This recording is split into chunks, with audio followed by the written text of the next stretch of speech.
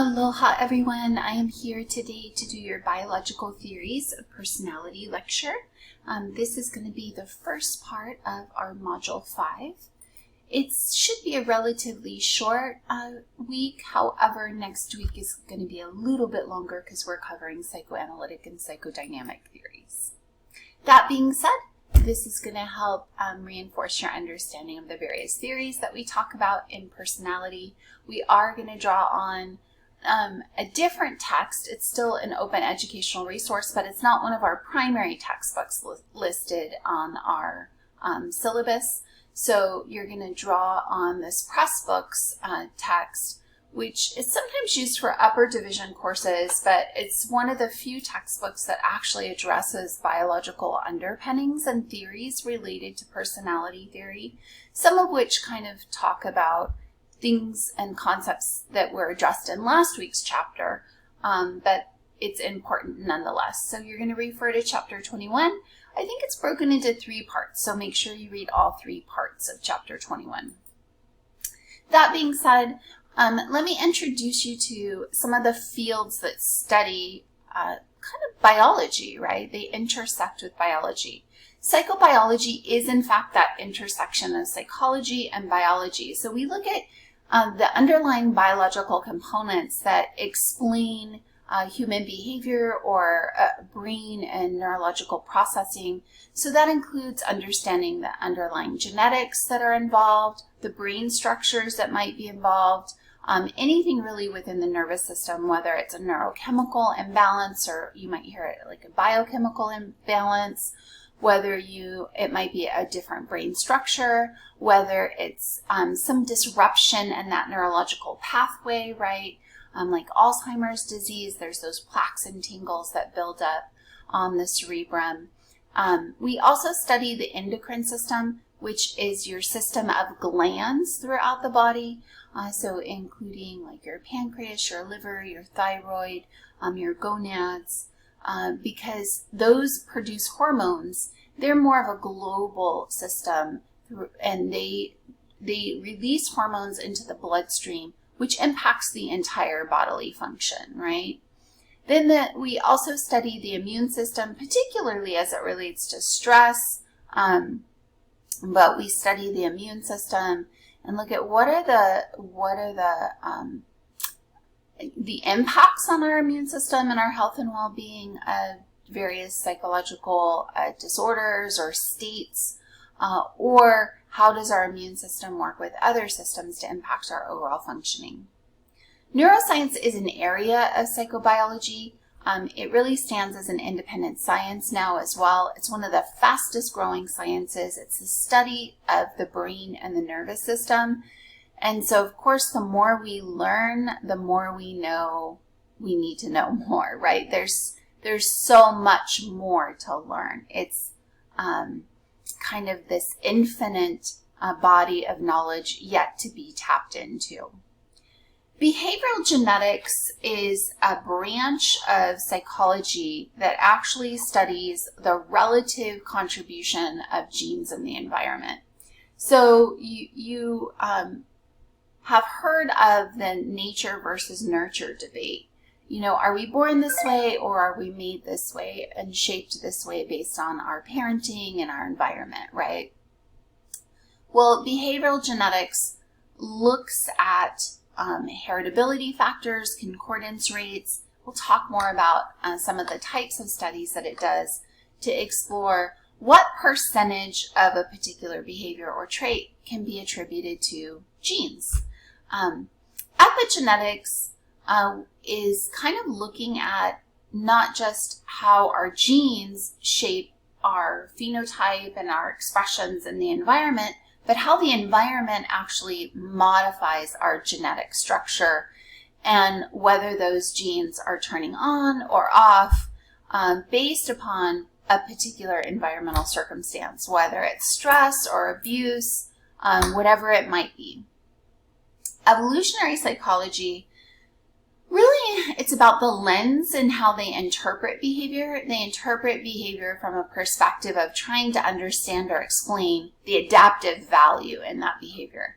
we maintain gender roles because it contributed to the survival of the species. But now that we're in a modern day society, those gender roles are no longer adaptive. They no longer are necessary for the perpetual survival of the human species. In fact, they may no longer be adaptive, and they may be maladaptive to some extent. And so we either need to shift, right, in those behaviors, or we need to kind of question what the other reasons might be that certain behaviors persist beyond just the adaptive value, natural selection.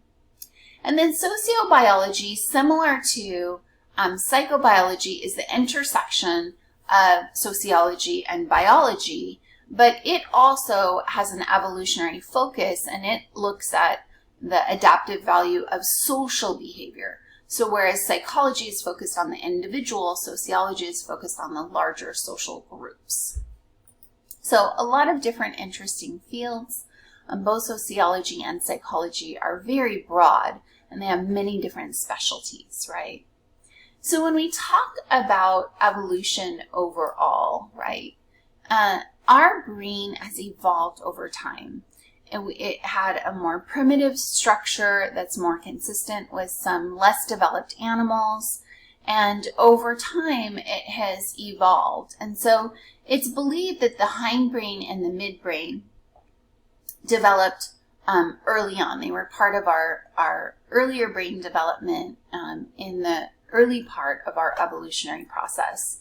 And in those sections of the brain over here to the right, you see that it's your brain stem, which basically controls your automatic functioning, right? Your heart rate, your respiration rate, things of that nature.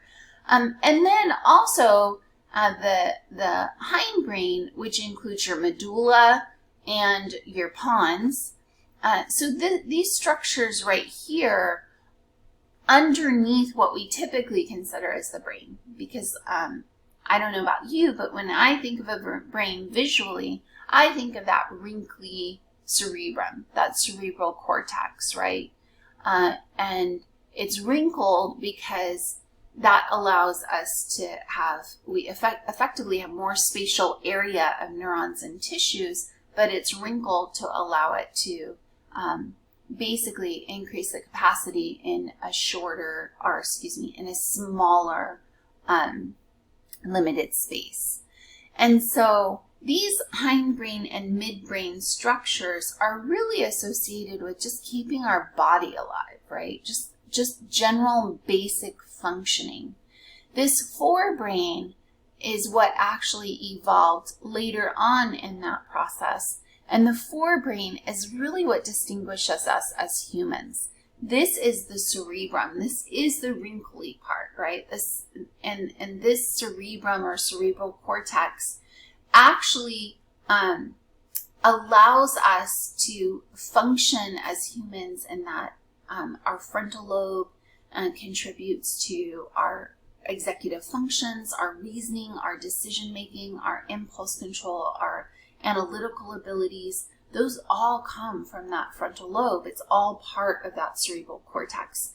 Additionally, like the sensory motor cortex and the motor cortex are right there from the frontal lobe to the parietal lobes. Then you have your temporal lobes that help us process, what we're understanding to make sense of it, right? We're not really just reflexive beings. We don't operate just purely on instinct. We actually think things through. We analyze things. Our brain tries to make sense of the world around us. And that has been incredible for evolutionary purposes and adaptive purposes. But it has also moved us away from, just instinct.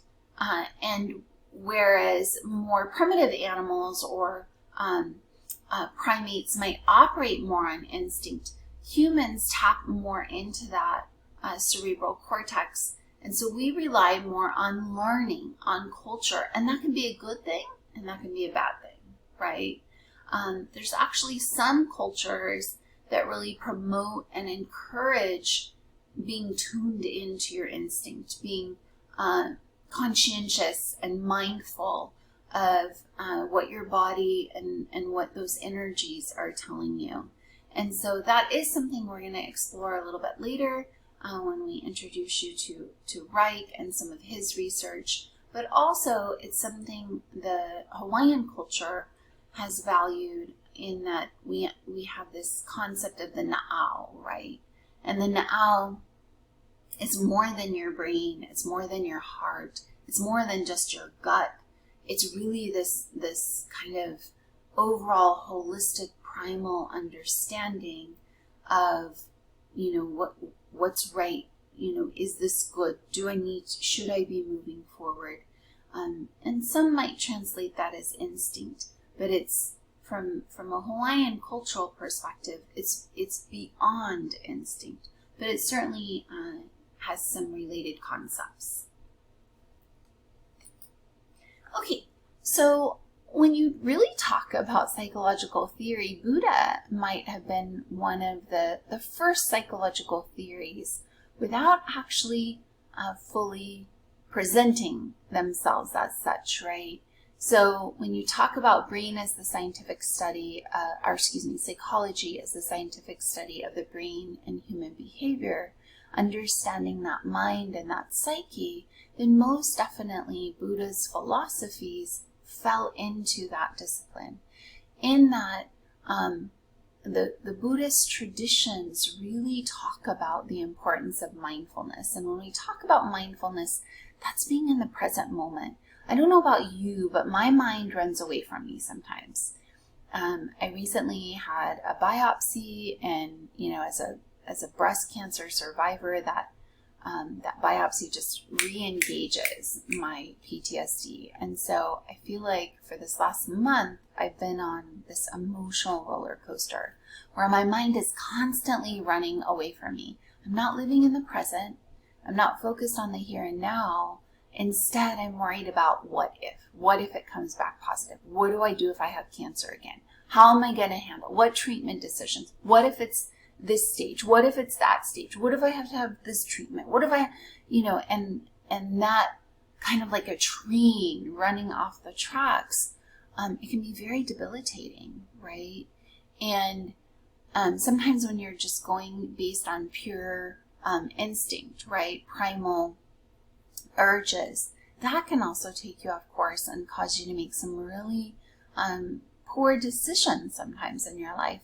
And so Buddha really talked about the critical importance of mindfulness, where instead of just letting our bodies or our minds run away from us, where we are very mindful, intentional, tempered, in that state of Zen, where we're intentional about responding to those thoughts and emotions in a strategic way, and not just in a primitive way, right? And meditation is part of mindfulness, or I should say mindfulness is part of meditation.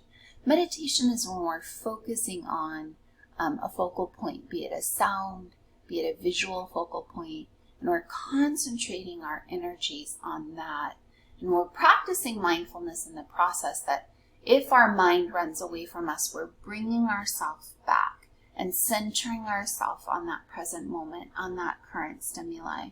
And we're focusing on that current stimuli and effectively giving our brain a moment of pause so it can relax, so it can slow down, so it can take a mental break and it can energize, right?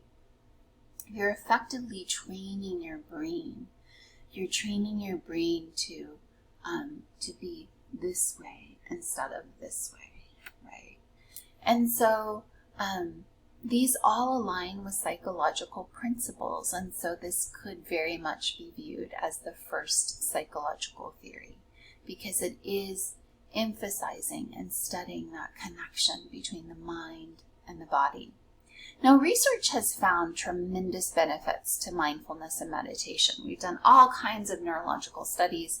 In fact, I have a friend, Jeffrey Zlotnick, who created the Meditation Initiative, and I'm actually going to have you listened to a TED Talk of his, and Jeffrey had all these electrodes hooked up to him, and they were monitoring the neurological process, what happens in the brain when someone engages in meditation. And Jeffrey will be the first to share that it transformed his life. It gave him a sense of control and intentionality in the decisions that he made with his life and his behavior and his responses, emotional and physical responses. And for me, I can say after meeting Jeffrey and studying with him and him doing meditation workshops for me a few times for the peer education group that I led, I have to say he kind of saved my life, because I was in a really toxic relationship, and I was just reaching a point of awareness of the toxicity, and I started to reach a point where I recognized there was no hope to fix it, and I was kind of going insane, if I'm being real, and I was being consumed with anger, depression, bitterness, and it was meditation that kind of saved me, that kept me sane, that allowed me to make a conscious decision to leave, and how to do that in a healthy way for me and my children. And so I'm very thankful for the value of meditation. Now, there is kind of one drawback that's been discovered when studying meditation, and that is the effect that it has on your body. When you spend much of your waking hours in meditation, like some of the Buddhist monks might do, then it actually can weaken your body, right? Because you're sitting in a space of stillness, and you're kind of giving your brain that pause. And so this is why you find that in many of the Eastern Asian practices of martial arts, they incorporate meditation along with that martial arts, along with that physical training. And that helps to strengthen the body and the mind collectively. So again, we do have tremendous support for both practices from the field of neuroscience. And how does this relate to personality? This relates to personality because some of us might have that personality that's anxious, and we're like the train that goes off the rails. And some of us might naturally be calmer. But the wonderful thing is, if you have, an anger or an anxiety or even a depression, because you're, pondering hopeless circumstances and not pausing to just enjoy the present moment, these strategies can actually be incorporated into your practices and impact your personality and potentially your joy, right? So let's talk a little bit about genetics. For those of you that don't know, right, genetics are our blueprint. They, the DNA and the chromosomes effectively carry all the genes, and those genes are the instruction manual for everything about your bodily functions. Everything. What you look like, your behavior, how your liver functions, all of that comes from this blueprint, right? And this blueprint dictates your development in utero, and it dictates your growth. Now, it's important to note that it's not a precise blueprint. So it sets guidelines, and then your environmental circumstances influence whether you're going to achieve the optimal range or not. So let's say height, right? I'm pretty tall. I'm 5'9". That's pretty tall for a woman. I'm 6 foot in heels, so I always appear taller to those around me because I wear heels almost every single day. And people were like, wow, you're so tall. Well, my mom is not particularly tall, but all my siblings are tall. My other sister is about 5'10". my brother was about 6'2". Adrian's probably only about 5'7", 5'8", so she's the shortest of us. But we also have a tall grandfather. We have a tall uncle. So height definitely runs in our family, not in the Hawaiian side. In the Hawaiian side, my grandmother was fairly short, but interestingly enough, kind of half of her daughters, most of her children are daughters. She had 2 sons. But half of the daughters are kind of tall and half of the daughters are really tiny. And so she kind of split, right? So that height is in there. It's in there from even my grandmother's side. It's there from my grandfather's side. But it creates a genetic blueprint for me to have that potential to be tall. But let's say I grew up in a malnourished environment and I didn't get access to meat or protein or calcium. Then my body doesn't have the ingredients that it needs to reach its full potential, right? And so in that regard, genes determine the range of my potential height, but my environment then influences where I'm going to fall within that range. And I did grow up poor. I did grow up with limited access to milk and vitamins. And so it is possible that maybe I would have been taller. Maybe my genetic structure had me set to be 5'10" or 5'11". Who knows, right? But the genes do, in fact, interact with the environment. So it's never solely genes. It's never solely environment. There very much is this dynamic interaction effect.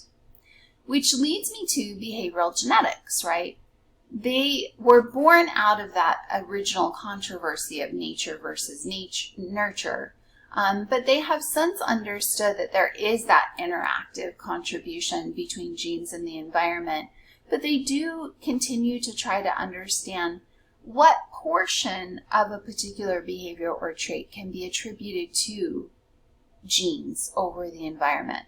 And how they study that is through adoptive studies, right? They might compare someone that's been adopted to their biological family and compare them to their adoptive family. And if you're more similar to your biological family and you haven't been raised with them, then that suggests that it wasn't environmental exposure, but rather the genetic contributions they made, right?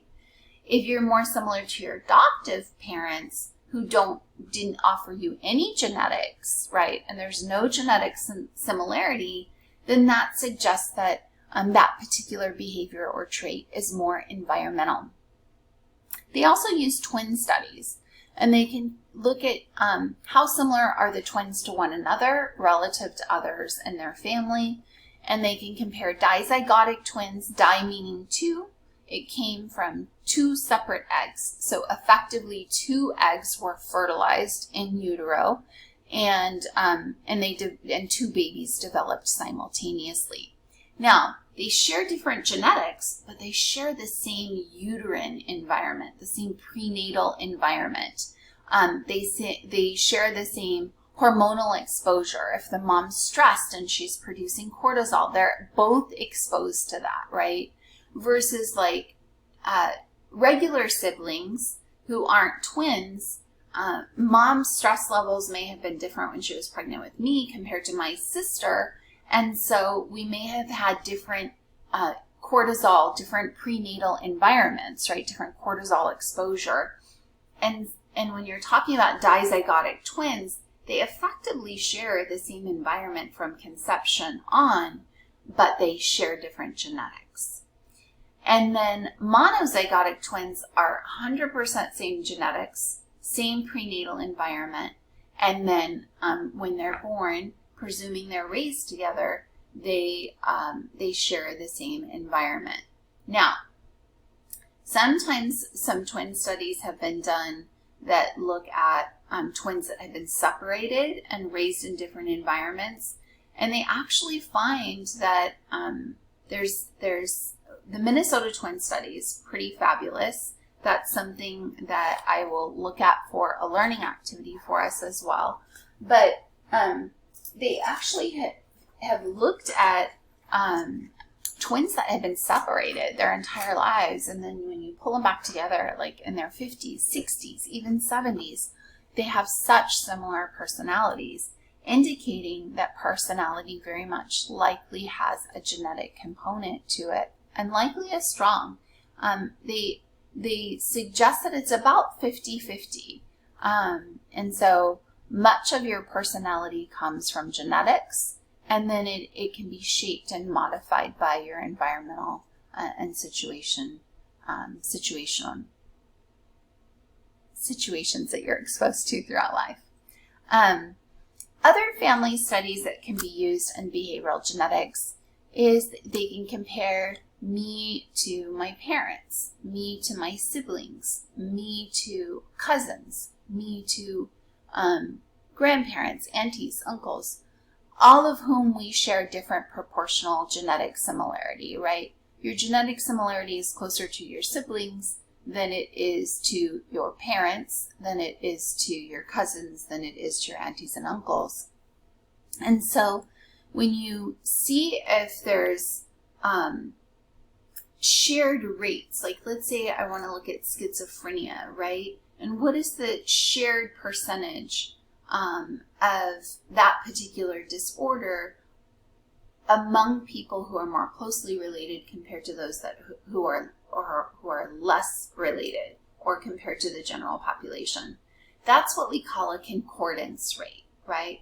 When you have greater similarity of a particular trait or condition, when that similarity is greater for people that are more genetically similar, they're going to have higher concordance rates, right? When there's a greater rate of occurrence for a particular disorder among individuals that are more closely related, that it would result in a higher concordance rate. And then another thing, heritability factors. So the heritability factor is another number that's produced by behavioral genetics, and that is what percentage of that particular trait is attributed to genes. Intelligence actually has a pretty high heritability factor, meaning that researchers suggest that intelligence is largely genetic, right? And this can be done by studying twins and family studies and adoptive studies. And effectively, the pattern is you are more closely, or your intelligence more closely aligns with that of someone that has more consistent shared genetics with you. And although, certainly intelligence can be influenced by the environment, take Jeannie, for example, who we've discussed in a previous lecture, and she was one of the most horrific examples of child abuse in our nation at the time. And she did not get exposure to language. She did not get exposure to normal environmental circumstances that would have allowed her to develop, for her cognitive development to unfold in a natural way. And so consequently, her environment severely impaired the development of her intellectual capacity.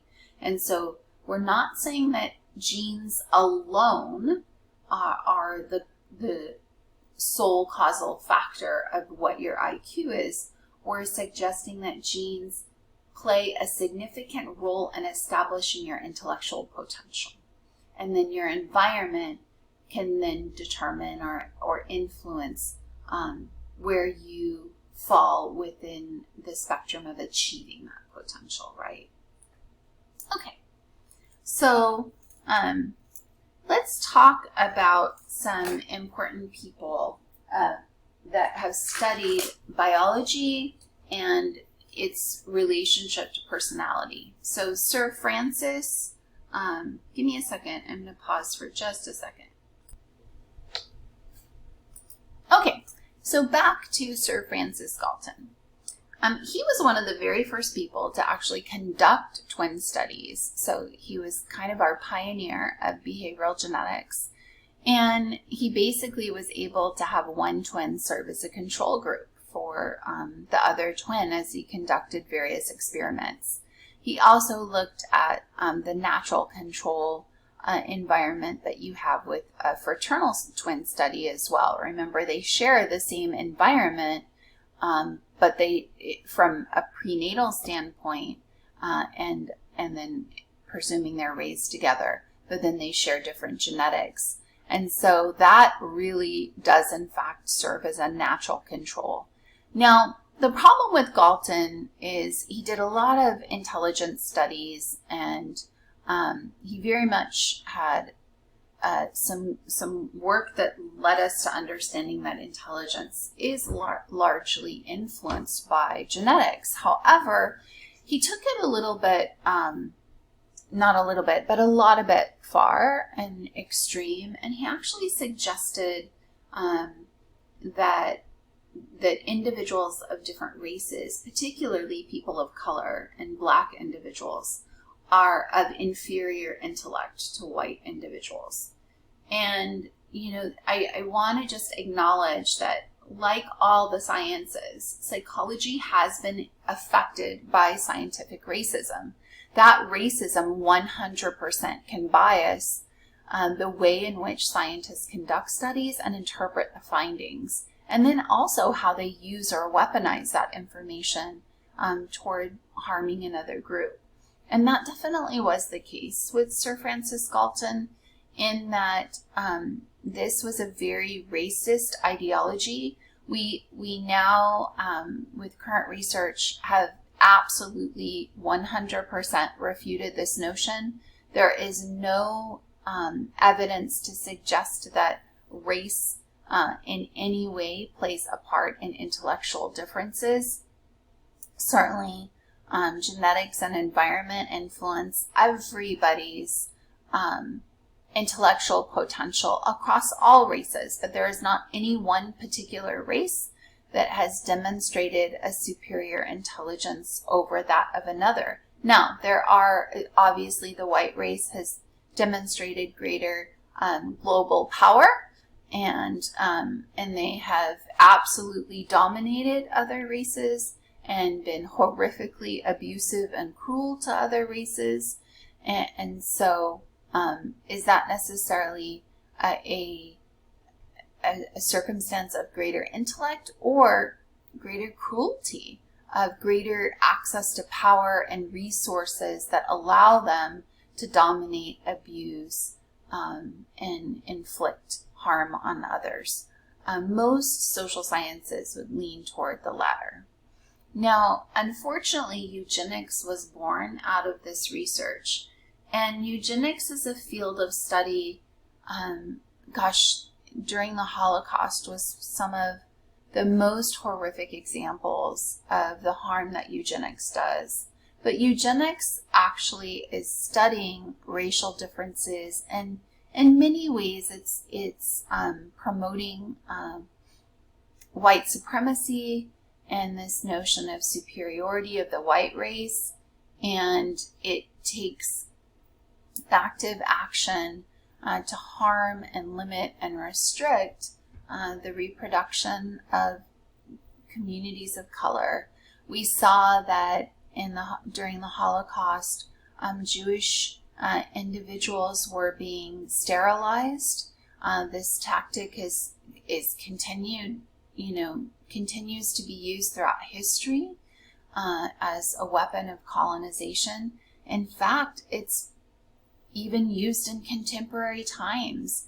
If you look at the evidence coming out of the detention centers at the border of Mexico through California, Arizona, Texas, there's actually reports of forced sterilization of typically women. So it's not just scientific racism, it's scientific sexism as well, that has fueled different responses, treatments, and interpretations based on race and sex.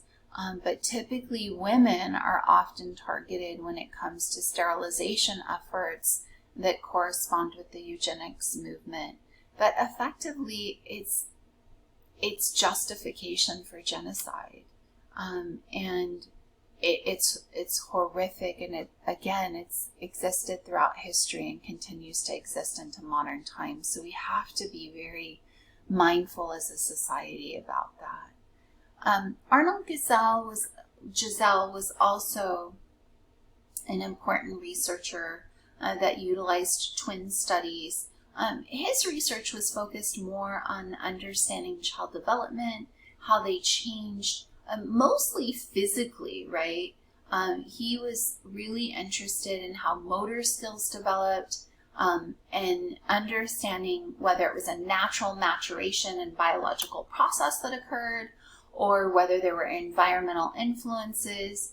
And we know that it's largely a natural maturation that develops as an infant goes from holding up their head to sitting up, right, to pushing up, to sitting up, to crawling, to standing up, to walking, to running. That is a natural kind of universal sequence that exists throughout the world.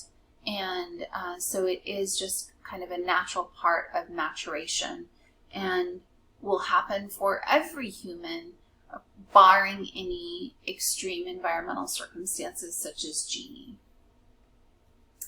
Okay, another important theorist that's kind of looked at biology and personality is Jerome Kagan. And I want to say we've mentioned him before, particularly as it relates to temperament. And temperament is described as the most salient aspect of personality. Children are born with a certain temperament. I would argue that children in utero already display a particular pattern of emotion and behavior and energy levels that often persist after they're born.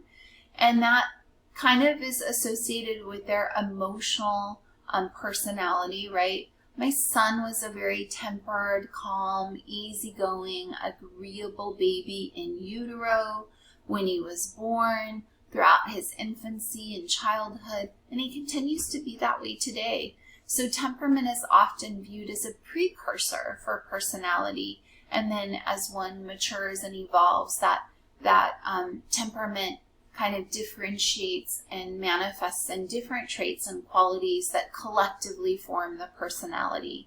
But again, that temperament is there at the first day of life, and I would argue earlier, and it is largely associated with genetics. In fact, it's tied to our behavioral inhibition system, which really is about how much can we inhibit these negative emotions and the anxiety that might emerge. And that has been tied to this allele right here, the 5-HTT gene. And people with a shorter strand at the end of that chromosome, that allele at the end of the chromosome actually are going to have a harder time regulating or inhibiting those negative reactions. And so consequently, they have personalities that are a little bit more intense, maybe display higher levels of neuroticism that you're familiar with from the 5-factor model, might display more difficult temperaments as we would use in kind of modern ways of classifying temperaments. As Kagan might describe them, they would be more highly reactive, where they respond to people with fear, and so they might have anxiety or fear that causes them to respond to withdraw. And that could be from a new situation, a new person, a new environment, right? A new experience. And about 8% of children fall into this temperament. They tend to be more cautious, maybe a little bit more fussy when they're around strangers or when strangers try to interact with them. And they grow up to be overall more cautious and fearful people. They also grow up to be more serious and less fun-loving. So they may not score high on the openness trait that you're familiar with from the 5-factor model or the Big Five theory. They may also not appear as high on the agreeable trait, right? Because that anxiety and fear causes resistance. Low reactive children are children kind of on the opposite end of the spectrum. Now, there's lots of children that fall in between that don't really have these challenges with the inhibition system. So when we're talking about inhibiting, those extreme emotions, right? We can kind of be uninhibited or we can be overly inhibited. And a highly reactive child is really anxious about it. And then a low reactive child is probably going to be more of the risk taker, more of the person that, is craving or desiring that regular ongoing stimulation. And so in the highly reactive person, their amygdala might be too active. Your amygdala is often thought of as like the emotional area of your brain. That's what controls your emotional responses, particularly a lot of your negative emotions like fear, anger, irritability. And then when the amygdala is not stimulated, you don't get afraid. That's somebody that can handle like more risk taking. For me, like when I'm driving and I start to get at about 100, and I start to go over 100, like my heart rate increases, right? Like I get scared. For somebody that has low activity in their amygdala, they can probably go 150 and not experience that fear the way that I might at 100, right? For someone else, they might experience that fear, at 80. And so that activity and sensitivity of the amygdala is directly related to that behavioral inhibition response, which then directly impacts the temperament, which is the precursor to personality. See? Biological influences on our personality. Bouchard is another theorist, who really was looking at kind of heritability rates for these different personality traits. And so he really leaned into exploring the underpinning biological and genetic influences of personality, specific to personality theories that have been developed. The Big Five, which you're familiar with, the ocean, openness, I'm sorry, I need to fix that. Openness, conscientiousness, extroversion, agreeableness, and neuroticism as the 5 personality traits, suggesting that heritability for those, or what percentage of those traits is attributed to genetics, is about 40 to 57%, depending upon the study.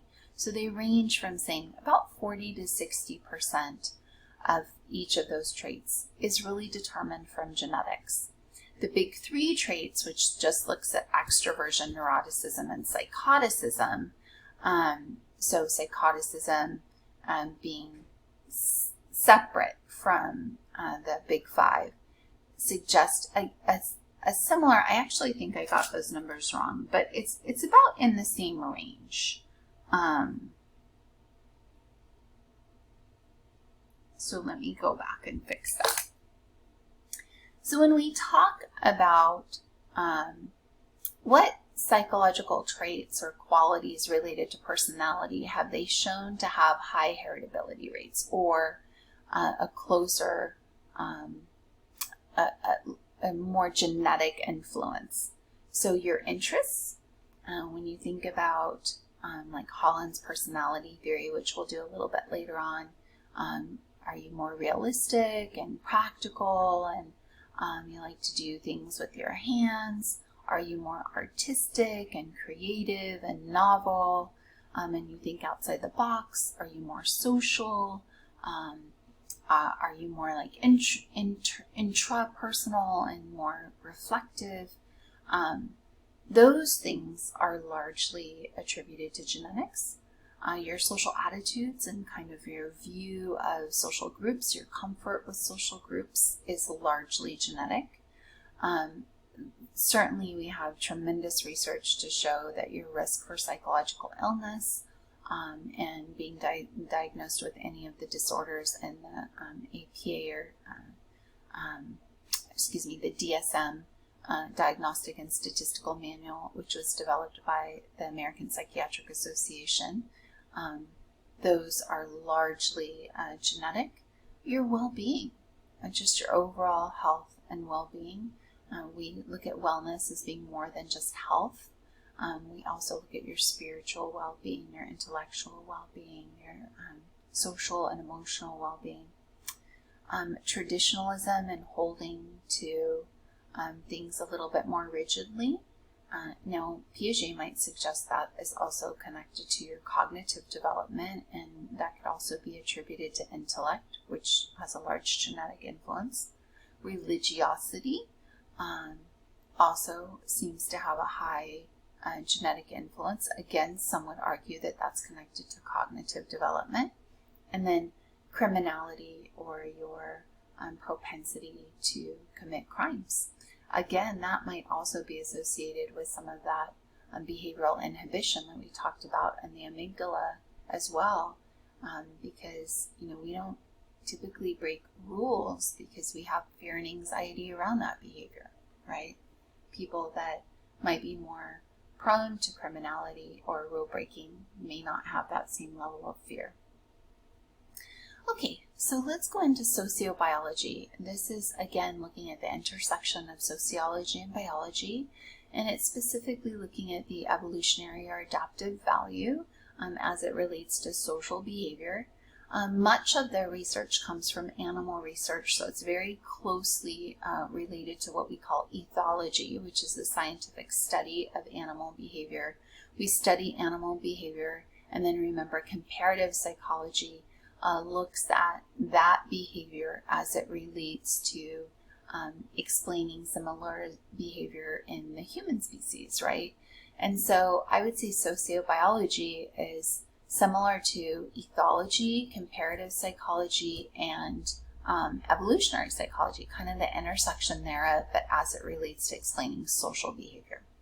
Samuel Gosling is one of the more prominent researchers that has done work related to this field, and he's compared like animal personalities, animal species and personalities to that of humans, and he has a prolific publication record that you can look up one of his studies or one or more. He presented this concept of inclusive fitness, which not just looks at natural selection and the adaptive value for us as an individual to survive, but inclusive fitness looks at how can a particular behavior or trait contribute to the survival of the group as a whole, the persistence of the group.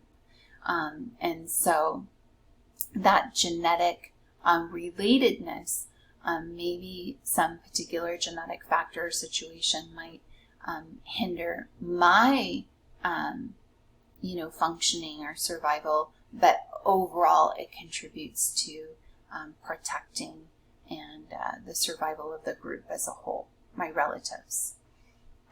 So because of this, he suggested we have to really expand our view. It can't just be so narrowly focused on an individual, but also how particular behaviors might contribute to the survival of the larger groups around them, their own children, their parents, their siblings, and maybe the community at large. Now, of course, just like with ethology and comparative psychology, there's criticisms. Like, we are much more complicated creatures than other animals. So that simple behavior, observing that simple behavior as a mechanism to explain our behavior may not be a valid tool. And that, cultural factors are also critical to understand how those might impact our behaviors and also support our collective survival as well. There's always criticism to every single approach in theory. Now, mate selection is a topic that's been studied by sociobiologists. Interestingly enough, it's been studied by evolutionary psychologists, and it's been studied by evolutionary psychologists. We'll talk a little bit about Buss, but he suggested that, there are these gender roles that contribute to how we select mates differently, and that men who have, they're more promiscuous and they have multiple partners, sexual partners, so that they can propagate, that improves inclusive fitness. That contributes to the collective survival of the group as a whole. Now, women's survival and inclusive fitness by, increasing the likelihood of their children and families surviving is by finding men partners who can provide for them financially, who can provide for their safety and their well-being, who can provide resources for them, protection for them. And so consequently, they're going to select a single mate that's going to be more of a partner. They might also choose an older man that has the ability to provide those resources. And they also might choose a man that comes from a higher socioeconomic class than they do, because they have greater access to additional resources that they may not otherwise have on their own. So that sociobiological and inclusive fitness lens influences the way we might interpret mate selection to explain the adaptive survival value, not just for the individual, but for the group as a whole. Parenting, same thing, and specifically as it relates to having grandparents involved, right? Maternal grandparents are more likely to be involved in raising their grandchildren. By maternal, we mean they are the mother's parents. And that's because, they know for a fact, these are my genetic offspring, right? And whereas the paternal parents always have that uncertainty. Did it come, was he the father or wasn't he? And so they are not as actively involved. But yet when you look at living with parents, when couples choose to live with parents, living with the paternal parents actually has an adaptive value, because those paternal parents can kind of watch over the wife's behavior, control her to some extent, so that she's not out philandering and potentially jeopardizing their son's ability to propagate, right? And then finally, religious conformity in particular can provide some adaptive value, because you create a bunch of people who are following rules, who are going to meet expectations, so society continues to function in a prescribed, controlled, predictable way.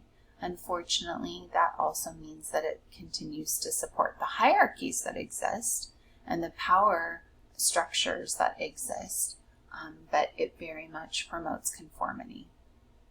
And then Richard Dawkins presented this concept of a meme, not a meme as you think of a meme on the internet, right? But a meme as being similar to that of a schema in Piaget's theory, which is a basic unit of cognitive understanding. A meme is a basic unit of culture that replicates in such a way as it's passed on from generation to generation. Now, certainly there's a genetic role or influence where, we know that, intellect has improved over time, but that could largely be related to nutrition. But overall, when you look at genetics and similarity, they tend to kind of deteriorate and dissolve. So there's it's called homogeny, right? I'm pretty sure it's called homogeny, where over time groups become more genetically similar and there's lower genetic diversity. And these memes allow that cultural units to pass on without that kind of degradation that genes experience. And so consequently, cultures can evolve at a faster rate than you see human evolution evolving, right? And we see this in a number of areas with belief systems, practices, traditions, and just kind of social and cultural norms overall. Richard Dawkins felt like these memes were effectively the path to immortality. Your genes are going to die, right? You don't take those with you. They die. But the cultural contributions you leave behind, whether it's, the artwork of Monet, or the music of Mozart, or the math genius of all the theoretical perspectives. I'm not a math person, so I can't cite those to you. Or even the contributions of Freud. He's been dead for decades, and yet his theories still live on.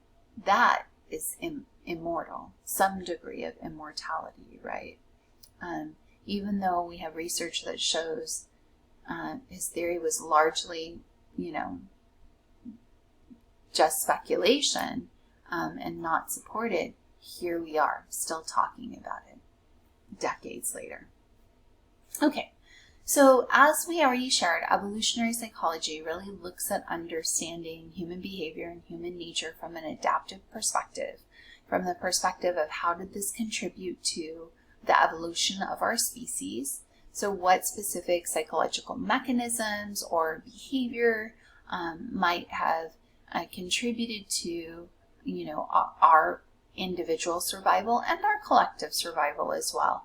So specifically, how is our behavior and our cognition influenced, and how does it evolve over time in order to pass on those genes that contribute to survival or to the continued survival. And then finally, we're going to talk about somatic psychology.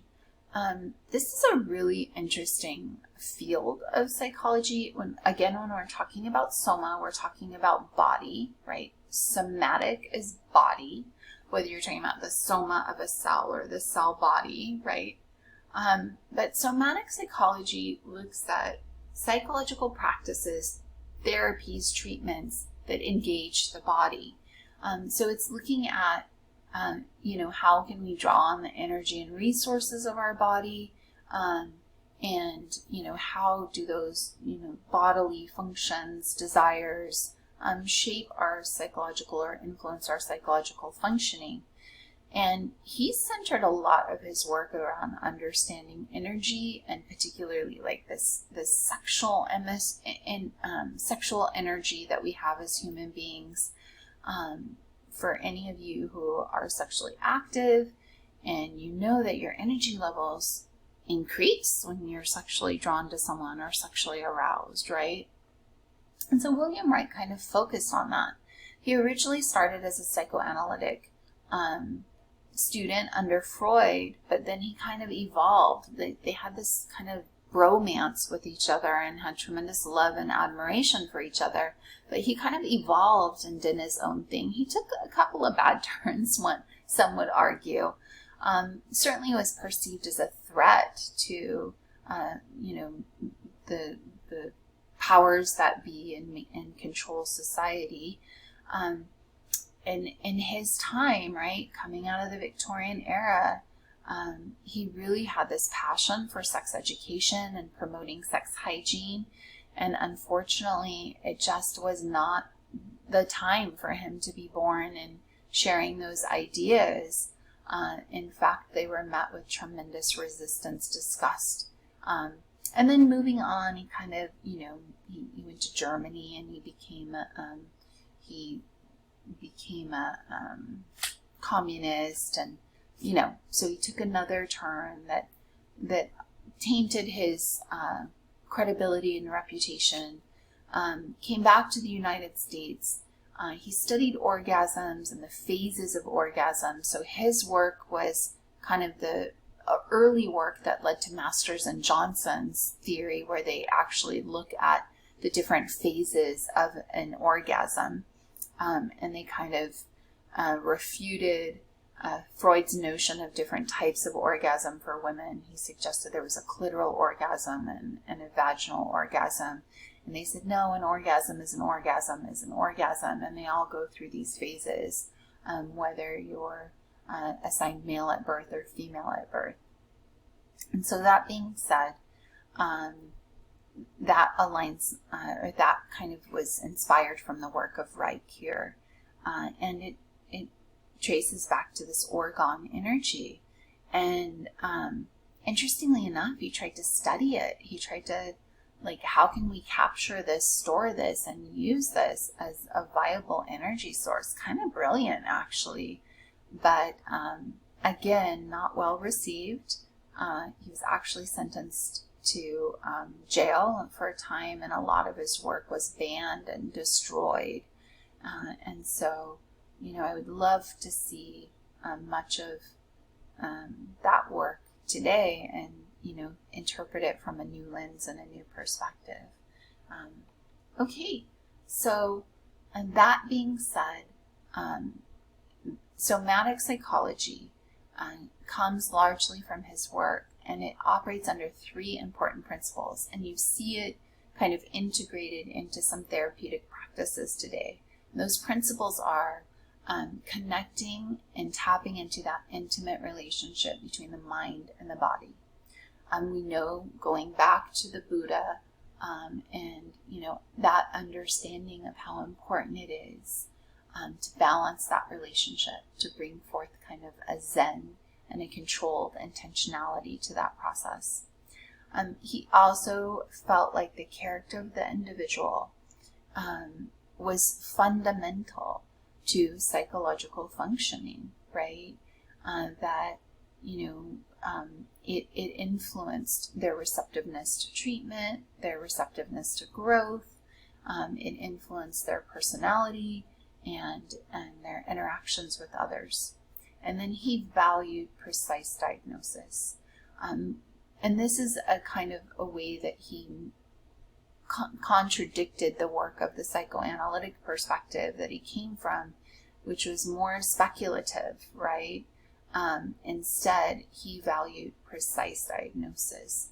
And so I think there's some wonderful value in understanding this mind-body connection and how it relates to our personality and psychological development and functioning. And I hope that you've been able to capture some of that through your reading this week and through the lecture. As always, we want you to wrap up this module or section of the module with your reading, your lecture notes, and your learning activity. And then we're not going to have a critical reflection until we close out 5B, which will be next week. So, in the interim, aloha, take care of all of you.